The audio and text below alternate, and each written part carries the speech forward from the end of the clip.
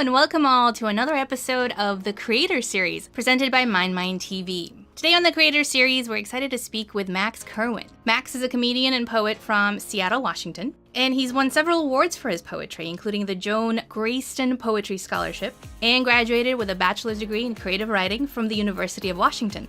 His second book of poetry, Poems to Ruin Dinner With, is available on Amazon.com, and you can see him perform stand-up comedy in venues all over Los Angeles. Hi, Max. Welcome to the show.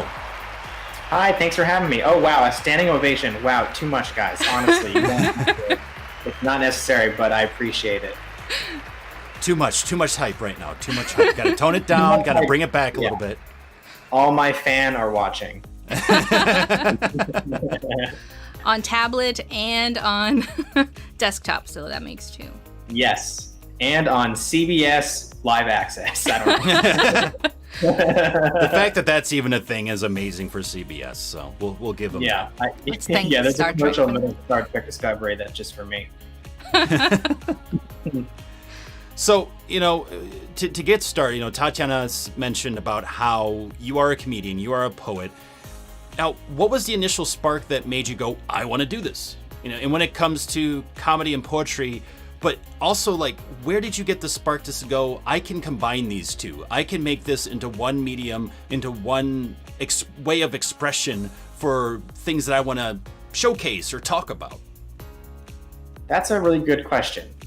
Let's see. I was halfway through college, I was studying computer science because I don't know what generation you guys are from, but I was told that you need to get a computer science software job right out of college to live. And halfway through, I had actually missed the application date for the major. So I completely forgot about it. I literally missed the application date halfway through. And so I went to an advisor and said, what can I do? What have I done with my life? You know how you go to an advisor and you ask that. And the advisor said, well, you took all these English classes already. And I realized I had taken an intro to poetry. I had taken a movies, script studying class. And I just realized that I would have way more fun being an English major. And then I fell in love with poetry after that. And college poets, and I love them, they take themselves very seriously. So it was my natural instinct to go the exact opposite direction of that and write funny, random, silly stuff. And I also started doing stand-up towards my senior year of college. And so those things started lending themselves to each other.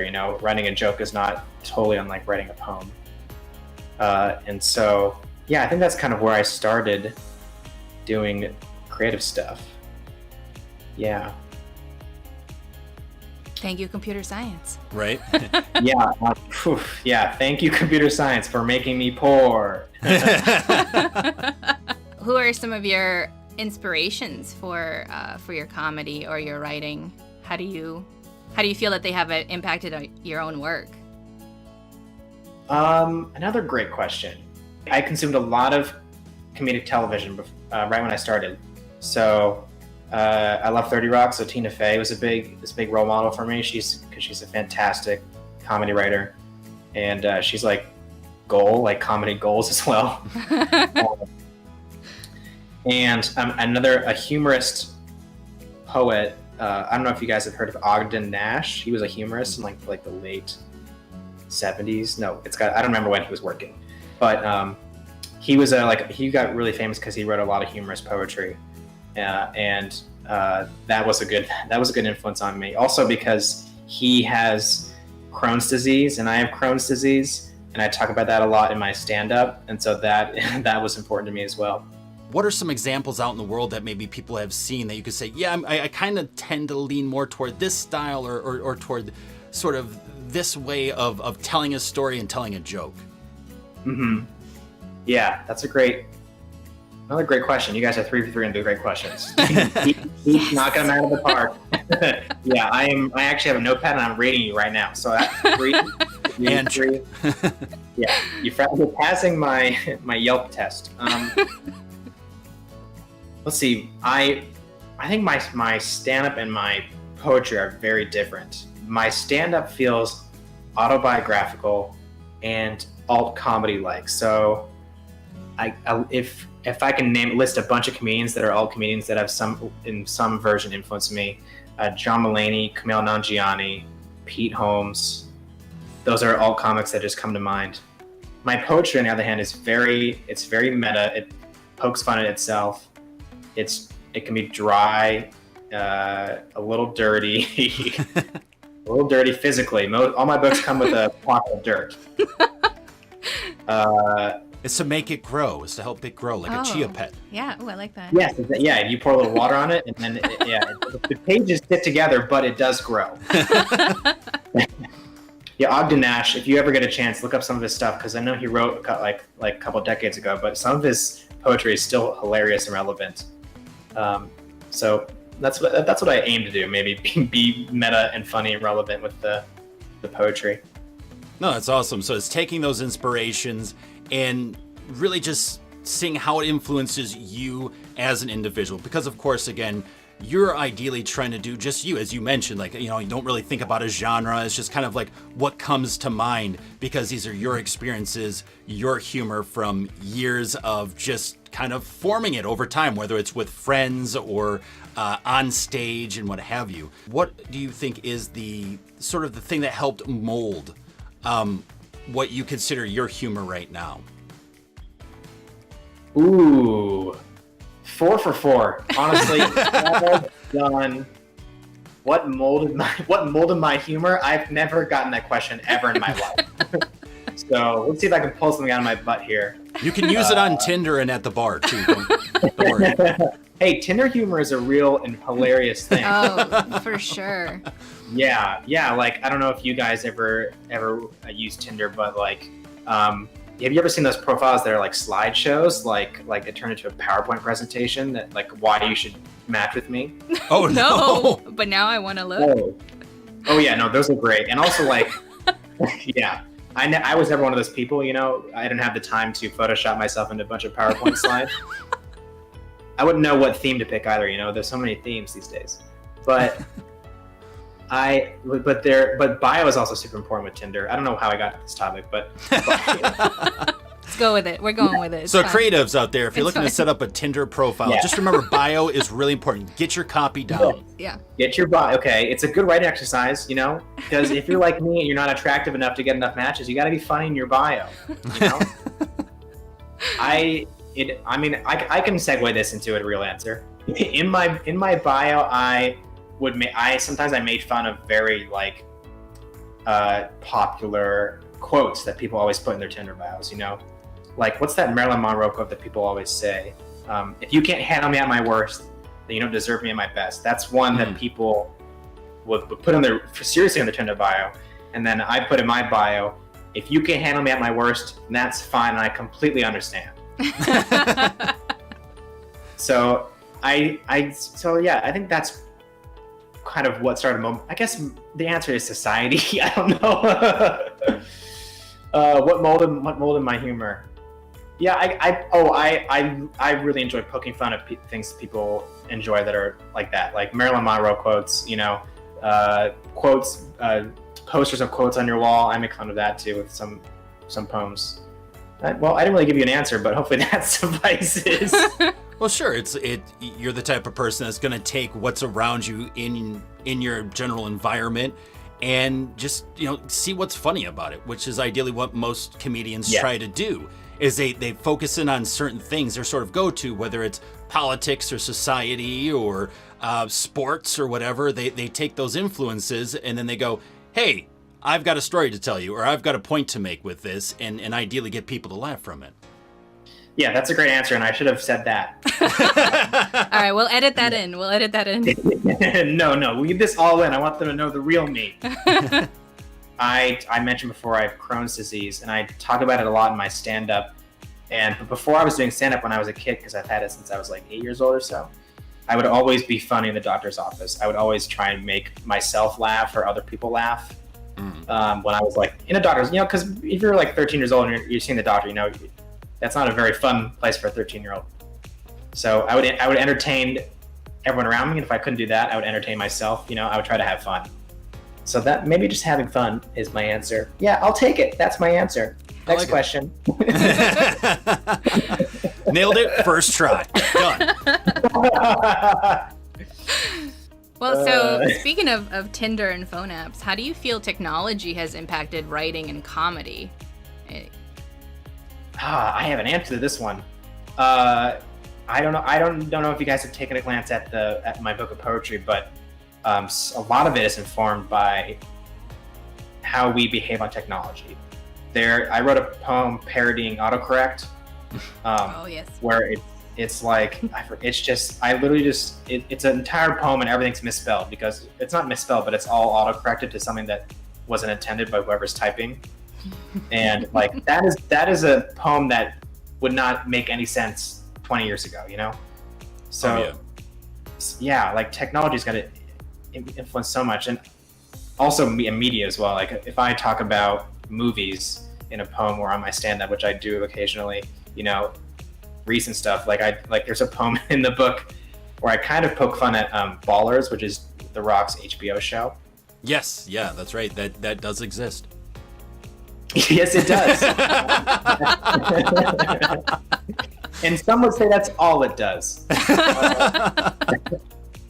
Yeah, which again, like, media will always inform like comedians' point of view. You know, there are barely any comedians that don't reference some kind of like media in their stand-up, or even like recent books, topical things, politics to a certain point. I would say is like technology influence now, you know, because everyone has access to the news.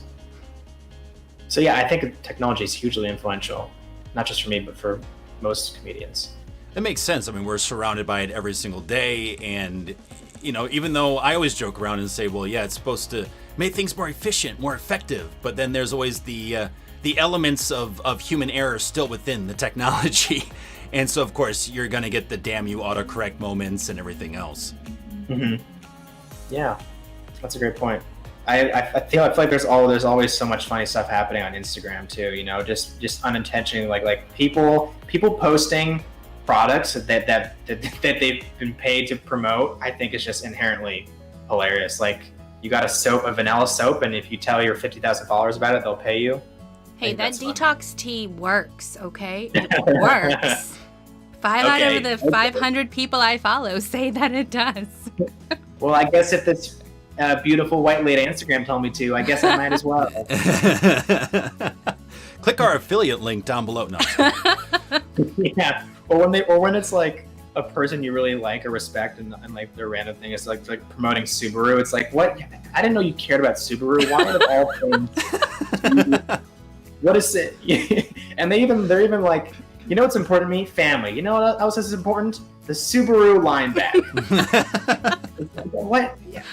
I find it hard to believe people even like don't read straight through that stuff. Yeah, we as a human society kind of set ourselves up for the jokes. I mean, you really can't get it any easier. It's just like putting like a ball on a t-ball stand and just going, okay, batter up. Especially now that technology has made it easier for us to share everything. Oh yes. At all times, in any capacity, in a multitude of ways on different platforms. Yeah, it becomes super easy. Totally, especially with memes these days. You know, memes is such a really basic, low-level way to get into comedy. Like, there are people who get paid because they repost memes. Like, there's I don't know, can we swear on this? Oh yeah, of course. Go for it. Okay, well, there's a Instagrammer. I'm not sure if you heard of this guy. I think his name is Fuck Jerry. He was reposting people's comedy content. Yes. And getting paid for the advertising. And so like, that's a crazy way somebody has literally just used Instagram to like get paid for a comedy that's been unoriginal, you know? And like people, I'm sure there are memers that get paid. I think even like the Wendy's Twitter account uses memes, you know, because it appeals to like memes are so prevalent these days. It appeals to most people, and I think it is a form of comedy.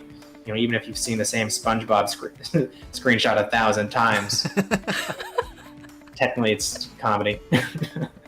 Well, yeah, well, it's whatever meaning you pull from it, as well as an audience member. And so, you know, ideally, even though it might be a little bit different than someone else that sees it, it's still a good reminder of something, whatever that connection is that you've made / potentially the person who created the meme is trying to push out. Yeah, it's especially since I mentioned SpongeBob memes. Those are calling such a specific memory, like nostalgia for the kids that watched them when they were growing up. Oh yeah. And also like all the SpongeBob memes are just describing like some awkward, anxious moment in real life, And so it's like it's relatable because it's a thing you remember, but it's also relatable because they're commenting on like a social interaction that's like it's always like SpongeBob looking like this, and then the caption is like, when somebody knocks on the bathroom and you're not done finished, something like that, Yeah.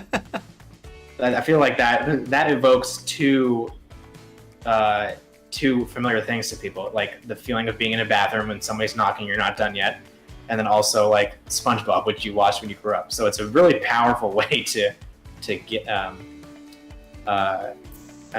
get at people. So what we're hearing is that instead of a book of poetry, your next book is going to be a book of memes. Yes, I will be. Yes. It will not be a book though. It will be a Twitter account. Oh, there you go. Yes, you have to do the Twitters. Kids don't buy books these days, Yeah. They download them on their Kindle, Nook. What's out there nowadays? Yeah. I don't think kids know what either of those are. They download them on their iPhone that they own. Now, out of curiosity, we've kind of discussed like the story behind you, the story behind your poetry, the story behind memes. But what is the story behind the title of your book? Well, halfway through, the end of 2017, I realized I had a bunch of random. I write serious poetry too, and I just like write a bunch of random. Yeah, I know you. I love that you're like, yeah, sure, buddy. You write serious. Okay, buddy. All right. But after I wrote a bunch of serious stuff, and then I realized that some of it was funny, and I had a bunch of funny, just relieve myself of writing serious stuff. I wrote a bunch of random funny stuff, and I thought like, I should just write 30 more of these and put it in a book. And I had no way of connecting them because none of them made sense with each other. And then I thought about my family, and I'm like, what makes the most sense about a book that I would publish? Oh yes, dinner being ruined, of course. And so I thought that all those poems, since all of them are also, all the poems are slightly disturbing in some way, that they would be perfect for under a theme of like, read these aloud while you eat dinner, and they will be the weird racist conversation you weren't going to have anyway. That one uncle. Yeah, it was basically get the bad part of dinner out of the way by reading one of my poems, then you all can like each other, We have to say, you've got a wonderful variety of poems in your book. We did read them. And that's both from a content perspective, but also like the formatting or the stylistic perspective was, you're very talented, and so with all the content and your affiliate link is down below, so make sure to click that. Yes, that's right. But with all this content, like you spanned everything from like porn to IKEA tables. What was the process you actually picked, or like what was the process that you used to actually pick the topics that you wrote about? They happen so randomly. I definitely try and choose stuff that has not been touched before. And the easier ones that came up were ones where I'm parodying something. So there's a poem called Avant-Garde Poetry, which is parodying really modern like white space using symbol poetry, where it's just so weird and janky, you have no idea what you're looking at. And I was like, well, this is so easy to parody. I just put a bunch of random words and white space in here, and that's an easy parody. And I also parodied prose poems, I don't know if you guys know what prose poems are, but they're just like a block of it's like a block of text. It's basically prose. But it's titled a prose poem. I don't know. I made fun of that though. I made fun of that whole thing. And so the easy stuff to come was parody. Like once I realized I could parody poems, I was like, what else can I parody? And so I also parody Villanelle, which is in there, which is a villanelle is a type of poem, a repeating poem. And Amazon. Yeah, so parody. Yes. Oh yes. Nice. Do you know poetry at all? We've dabbled. We've dabbled. We kind of experiment, put stuff on page, and go, yeah, it's good enough. Great. I didn't want to sound condescending either. No. Oh, you do also the poetry?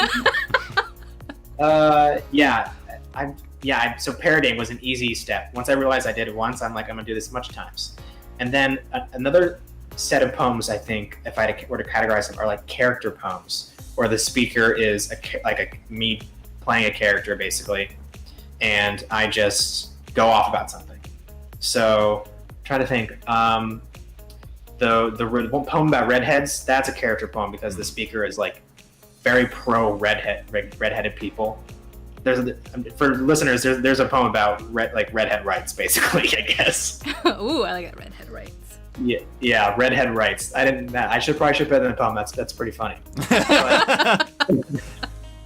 So that was me being a character that's like, redheads deserve better treatment, and so I wrote a poem in the headset of that character.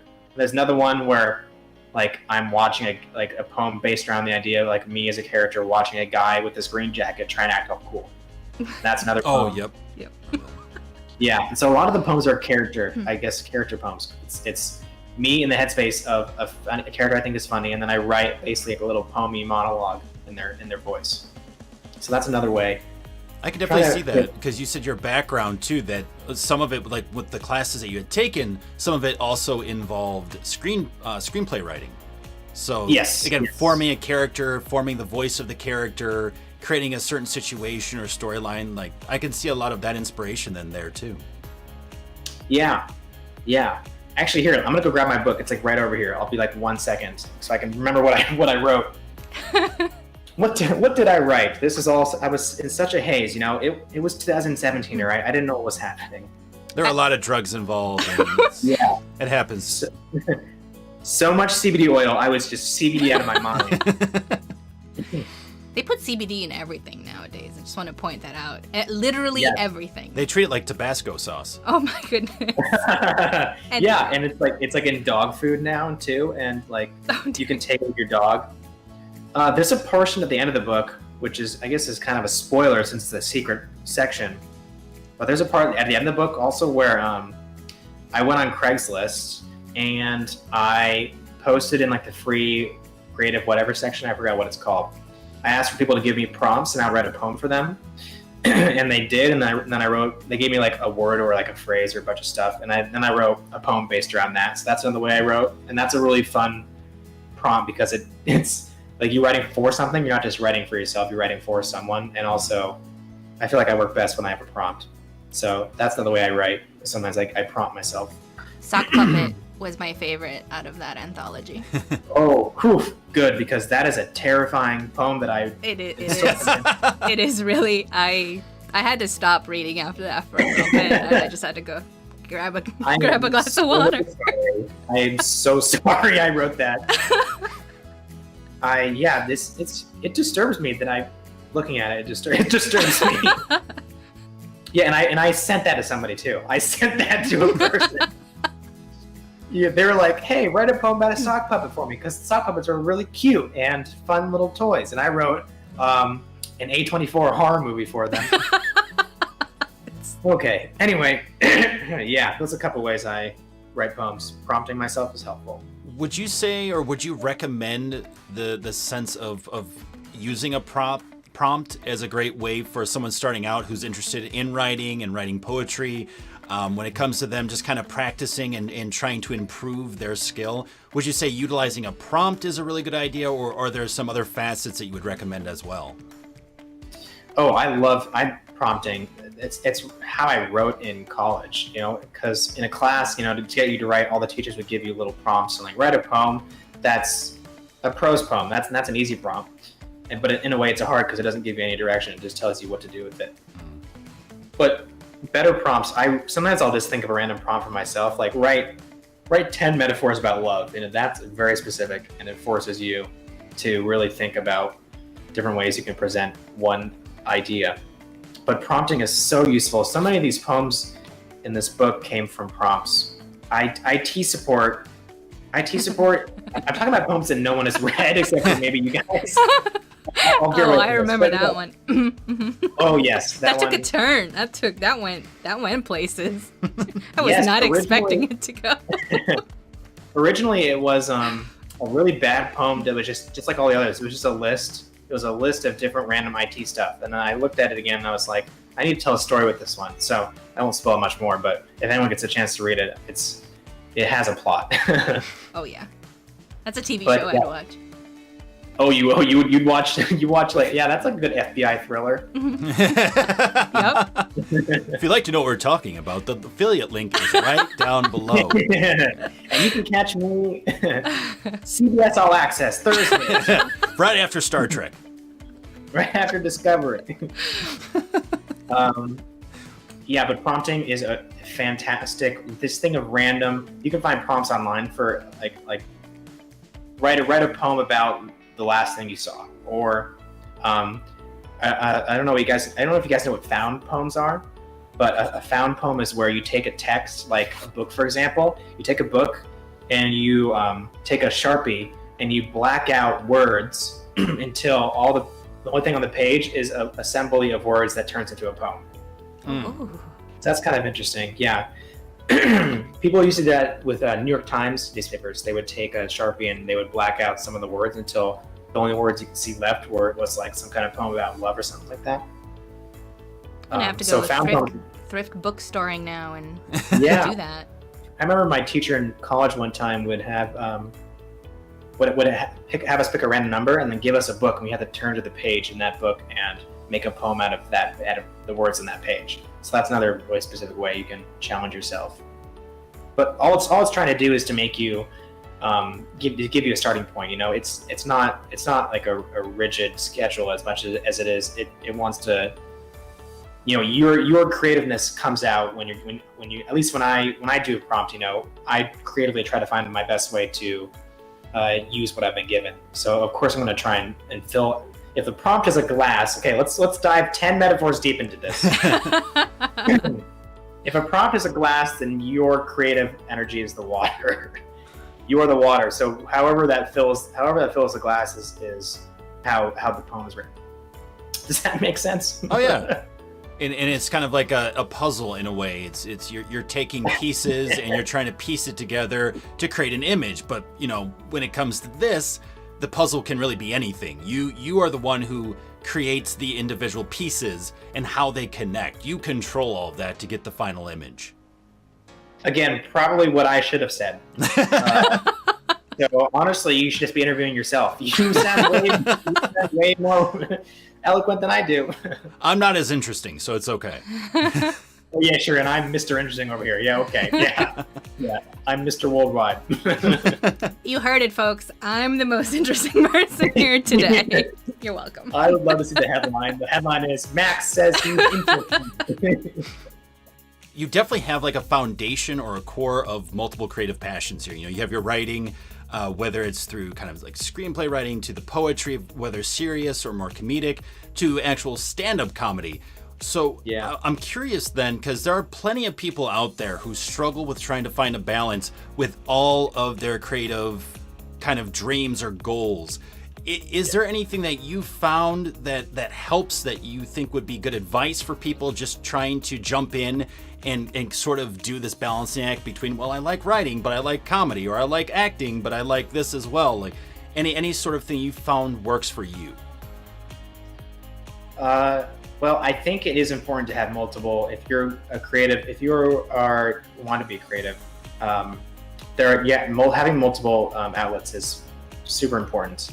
I spend most of my time doing stand-up, and I love poetry, and that's what I did in college, and I want to keep doing it for the rest of my life. But it's nice to, because stand-up requires so much of your time and energy, that it's nice to return to something that is a creative outlet that is not as demanding. You know, you can take your time with poetry. You can do whatever you want with it. It's such a free art that a poem could look like anything, you know? And as well, I play a little bit guitar, and I don't perform music. But that also is like therapeutic for me, just like another outlet, something to do with my hands. I started watercoloring recently, and I'm really bad at it. I'm just terrible. But that has been a nice creative outlet. Actually, not to go back to the bragging about myself, but I actually did this cover with watercolor. Isn't that cool? Oh, that's so neat. Okay. Yeah, don't look too closely. Do not look too close at the cover. So you actually designed the cover of it. I didn't realize that. Yes. Oh, did it seem professional? I gotcha. Yeah, but having creative outlets is so important.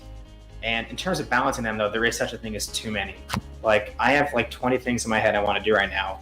Like, I'm writing like a one-man show and, poetry. I'm trying to submit some of my poems to a journal. And I'm also like putting a lot of time into stand-up and joke writing, and that takes a lot of time. And there's the actual performing as well. You have to write and you have to perform, so that's a lot of time. So no one to cut things out. If you're doing too much, you have to prioritize first. So I'd say I prioritize stand-up right now, but that can change. If I get more time, I'd love to return to writing a screenwriting or other creative outlets. But yeah, prioritizing is important. What are like the 3 things that you wish that you knew when you first started out in stand-up comedy that you know now, but you wish you knew then? Oh, yeah. Talking about yourself is not a bad thing. You should always be trying to stand out if you're doing stand-up. And that was not an intended pun, but there it is. It's not even a pun. What am I saying? No, yeah, it's okay to be yourself as long as you make sure you're being authentic. Because everyone starts out as an imitation of another comedian. It's inevitable. That's the first way of learning something, is just see who else has done it successfully. So it's okay to do that for a bit. Just know that eventually you're going to have to be yourself, because that's the best way you're going to succeed. You're not going to. There's no comedians working out there that are. There's not a Chris Rock clone out there that's making a ton of bank because everyone thinks he looks like Chris Rock. So, yeah, make sure you're being yourself. In your first couple years, do not be loyal to your jokes. You're learning how to write jokes and you're learning how to perform. And so, if a joke gets a half laugh, like 5 times out of 5, just because it's a laugh there does not mean it's a good joke or that you should keep it. I know comedians who are like 5 years deep and they are still telling jokes that they wrote when they first started because they got a laugh once, and that's especially hard because we train our brains to remember what's funny. And so the first time you get a laugh, that's such a powerful connector in your stand-up's head. You really associate that first laugh or that first joke with a laugh as like something that's really powerful. So it's natural to just hold on to that, but you have to also be ready to just burn everything you have for the first couple of years. There's a huge investment in the first couple of years because you're gonna have to go through a ton of jokes to figure out what your voice is and what you think is funny. Move the mic stand. Don't go up and pull the microphone out of the stand and then leave the stand in front of you. Everyone notices, and we all see it standing in front of you. And it's like there's a person blocking you. So move the mic stand when you go up on stage. That's some solid advice. I like that. Solid. You get the visual presentation, the auditorial presentation. We got the full package here. Yes. Yeah, I hit everything. Yes. Don't forget to watch for the light too. While we're on the basics, stand up. Move the mic stand. Oh, okay. I'll keep going. One more. Speak with the mic on your. I don't do this now, but speak with the mic on your chin. Because the first couple times I did it, the mic was so far away from my mouth that no one could hear me, and I didn't even know no one could hear me because they were too polite.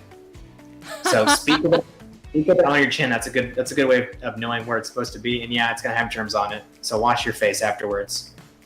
But that's a good indicator for where you should start to keep it. You have to keep it close to your mouth because sometimes people can't hear you. Yeah. Oh, this is why people who walk around with their phones and they have them like at their mouths instead of like, how you should keep phones where you've got the whole ear to mouth ratio. Ear to mouth, right. It's they not just really have there. them at the chin. They just talk into it as if it was a microphone only. They're putting in Are you talking stand-up about, comedy like, you do practice. this? See? Yes. Yeah. Yeah. Oh my God, those. What is And that? they're always a Wall Street lawyer. Like, what do you do? I don't know. Yeah. Maybe they're getting paid by the phone company to be like, hey, show off our phone to everyone. Just pretend you're talking into it. Look, an iPhone. But then they would be walking around like this. They would like have like AirPods and they'd be like, okay, good. So I'll meet you at Sweet Greens. Okay, 3 p.m. even though you said like, oh, this is kind of simple, like find your light, make sure that you understand the distance to the microphone. But these are things that are so easy to forget because, again, you're so focused in on, okay, what are my jokes? What's the flow going to be like? How are people going to respond? You're stressing out, you're stressing out yourself the most out of anything else, really. You're criticizing yourself before you go up there. You're probably criticizing yourself when you get off. So it's very easy to forget that, hey, in the end, people are here to be entertained. That's all they're looking for, usually. And that, these are the core basics. Stand in your light, get the microphone close enough so that they can hear you, and talk to them. And it's sometimes it's the easiest stuff that we so easily overlook. You're totally right. When I first started, I rehearsed everything down to the bone. And I'm sure you guys know this, when you rehearse something, you're so used to the rehearsal of it that your brain blocks out like external factors, stuff you should be reacting to. And a lot of comedians are very rehearsed, and good comedians too, and that's fine. But for me, what's worked best is if I am loose and I am taking in the crowd and space around me, because I also am ready to react to anything. And if you stick to a rehearsal, getting thrown off the rhythm is also it's totally detrimental, because if you lose a part of your joke and you don't know where you are because you've flunked the rehearsal process, then yeah, you can really get lost. And then you have to fall back on. If you're loose, at least you can fall back on being alive and awake. But if you rehearse and you lose your spot, can you be funny in that moment, or does the stage fright get to you? Yeah, that's another good point too. Of like all of a sudden, oh shit, I'm derailed. What do I do now? And you're so focused in on how to dig yourself out, you're not digging yourself out. Yeah, and some of the best sets have come from people getting derailed too. So that's not necessarily a bad thing. The best comedians know their jokes by heart and also know how to go in and out of them. That's a really great point. Now, out of curiosity too, I mean, you're saying you're working on a lot of different things right now. You've released the book, of course. You're working on stand-up comedy as a focus, but you're doing a lot of these other creative outlets. Do you have any sort of major goals for the next few years? And if so, kind of, if you'd be willing to share them, let us know kind of what they are and how you kind of see yourself working towards them. Yes, absolutely. Goal number 1, get a girlfriend, okay? Top of the list. Where's that Tinder app at? Where's that Tinder? Goal 2, make sure she likes me. Tinder profile link down below in the description, folks. Make sure to check it out. Underneath the affiliate link. On PBS All Access Thursday. Let's see, a goal. I mean, top of my list right now for stand-up is I want to be booked a lot. I want to be on a lot of shows, and that's a really simple thing, and everyone wants that. But the best way to get better is to be on stage all the time. So that's my goal for stand-up right now. Past stand-up, there's a bunch of milestones that as you spend more time doing stand-up, just start getting circulated in your thinking. Like getting a good clip so you can submit to shows and festivals, because festivals and touring are pretty important. You need a good clip if you're doing stand-up to do that. So getting a good clip, that's really important to me right now. Eventually, hopefully going to festivals, that would be really great. Yeah, that's probably my next couple of years, I'm not the type of person that has like a set framework of I want this and I want this and I want to be on late night and then I want my own TV show. I don't have those milestones, but I have goals I'm circling around slowly, like a water in a toilet bowl. Which is also a poem in the book. No, I'm just kidding. But yeah, water in a toilet bowl, page 45, sponsored by CBS and Clorox. Make sure to keep your mics clean, kids. Yes, use Clorox on your microphone. While it's not on. Don't make sure it's not on. Disclaimer. Dip your microphone. Put some Clorox into a water bottle. Dip the microphone in there. Shake it up. Shake it. It's a great way to clean your PC too, if you're looking for good ways. Well, Max, honestly, thank you so very much for sharing your journey, your wisdom with us, your experiences through stand-up comedy and writing and poetry and everything. And if you could, please, tell our audience where they can find you, your work, online, if there's going to be a place you're going to be performing coming up here, anything like that. Yes, you can follow me on Instagram. I'm at Kerwin, which is my last name. It's Kerwien. And my personal address is 1467. I don't have any shows coming up soon, but I will always post them on my Instagram. And you can buy my book of poetry on Amazon. It's $6. People have said they enjoy it. It's a really good coffee table book. You can put on your coffee table and forget that you ever bought it. So that's a good. It's fine. You can flip. It's one of those books you can like flip to a random page and still like somewhat enjoy yourself. So it's not a like required reading, heavy book. It's a light, fun, random little thing. And make sure to read the poem Unemployment, because that is my personal favorite. Oh, putting that out there. God, yeah. It hits home. It hits home. There's a lot of poems here inspired by a true story. Yeah, thank you so much for having me. And for those of you watching on YouTube, Twitch, or listening in on iTunes or Podbean, thanks for tuning in to another episode of MindMineTV's Creator Series. Our comments are open for further discussion, so feel free to dig in and ask any questions that you may have for Max. You never know, he may answer you with a poem, your very own personal poem. Yeah, I might drop in. I have an account. And don't forget to follow, share, and subscribe to get notified when more episodes go live. And for more information on the Creator Series and our channel, come on over to MindMinePod.com. This is Evin and Tatiana. We're MindMineTV, and we'll see you next time.